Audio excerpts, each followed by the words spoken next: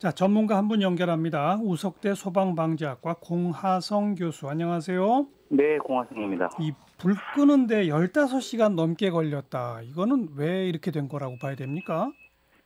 사실은 바람이 상당히 강하게 불지 않았습니까? 예. 그 상태에서 건물도 상당히 고층 건물이었고요.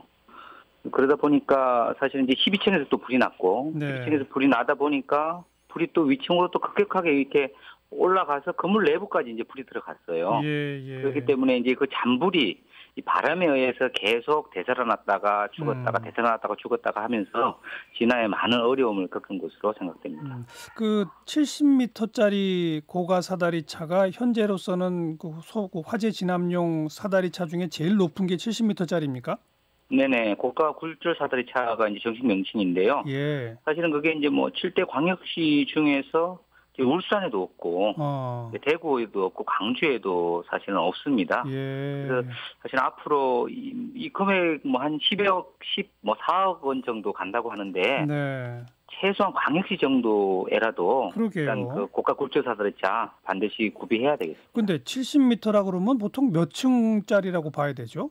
18층 정도까지 올라갈 수 있습니다. 18층. 거기서 네네. 뭐 호스로 쏘면은 한 20몇 층 정도까지만 가겠네요. 그렇죠. 그 정도까지 또 가능하죠. 근데 이제 요번 화재 같은 경우 12층에서 불이 났으니까 조기에 그 70m짜리가 투입돼서 좀 위에서 밑으로 더 이상 위로 번지지 않도록 했으면은 조기 진압이 가능할 수도 있었겠네요.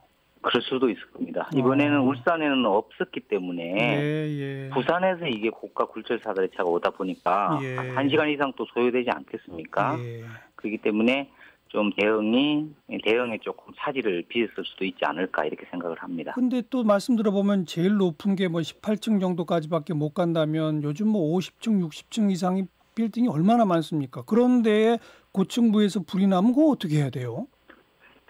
현재로서는 사실은 불이 나지 않도록 하는 방법이 사실은 최선의 방법이죠. 그건 물론 왜냐하면 예. 뭐 지금 뭐 고가 사다리차 같은 경우도 뭐 15층 정도까지 사다리를 전개하고 그 소방관이 진입을 해서 이제 그 다음부터는 계단을 통해서 네. 화재 진압이라든가 인명 구조를 해야 되기 때문에 사실은 어려움이 많이 있습니다. 그래서 사실은 불이 나지 않도록 하는 방법이 그 오늘도 그렇지만 그 건물 외벽에 좀 불연 재료를 그렇죠. 사용하는 게 상당히 중요합니다. 지금 그리고 또 소방 시설들도 또 제대로 갖추고 또 이런 것들도 사용법도 잘 익히고 이런 방법이 필요합니다. 그 말씀하신 건물 외장재가 지금 이번에 불난 건물은 알루미늄 복합 패널이다.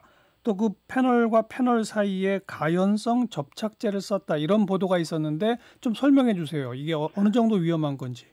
알루미늄 복합 패널 같은 경우는 이제 뭐 미관을 고려해서 사실은 이제 건물 외벽에 이제 그것을 붙이는데 사실은 그 알루미늄 복합 패널 안쪽에는 뭐 당연히 본드칠도 하지만 그 또 가연성 내장재, 스티로폼이라든가 이런 가연성 내장재로 단열재를 사용하는 경우가 상당히 많습니다. 그렇기 때문에 그 12층 뭐 이렇게 이번처럼 12층에서 불이 나면 건물이 그 불길이 그 창밖으로 나오게 되면 그렇죠. 그 스티로폼을 타고 순식간에 위층으로 번지게 되는 것이죠.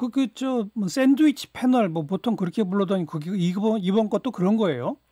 그 비슷하다고 볼 수 있습니다. 근데 샌드위치 패널 같은 경우는 이제 이것이 이제 스틸 철제로 되어 있는 반면에 이것은 이제 알루미늄 복합 패널로 되어 있는 거죠. 네. 어쨌든 그 사이에 스티로폼 같은 게 있다면 그건 그야말로 불쏘시개 아닙니까?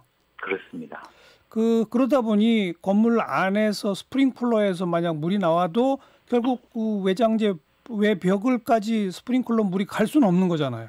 못 갑니다. 스프링클러는 건물 내부에만 불이 났을 때 그래서 초기에 진화하는 겁니다. 근데 또 이번 같은 경우에 바로 뭐 삽시간에 지금 위층으로 계속 번져갔지 않습니까?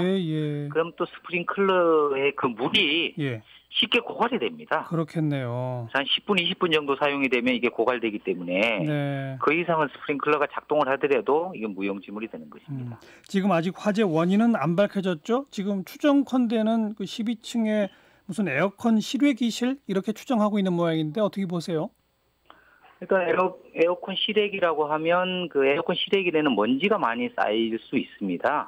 그러면 뭐 이 먼지가 쌓이게 되면 이 전선과 전선 간의 그 먼지로 인해서 그 먼지에 열이 발생하게 됩니다. 네네. 그러면 이게 과열이 돼서 화재가 발생할 우려가 있을 수 있고요. 예. 사실은 이제 실외기로만 반드시 단정 지을 수는 없기 때문에 일반적으로 다른 개인 부주의라든가 네. 그 외에 전기 화재라든가 예. 이런 또 방화의 원인도 또 있을 수 있기 때문에 조사를 더 해봐야 되겠군요. 예, 다각도로 화재 원인 조사를 할 필요가 있습니다. 이번 화재에서 우리가 얻을 교훈은 이 고가사다리차 조금 더 보급하자. 그리고 불연제로 외장재를 쓰도록 하는 것 좀 검토하자. 이거네요.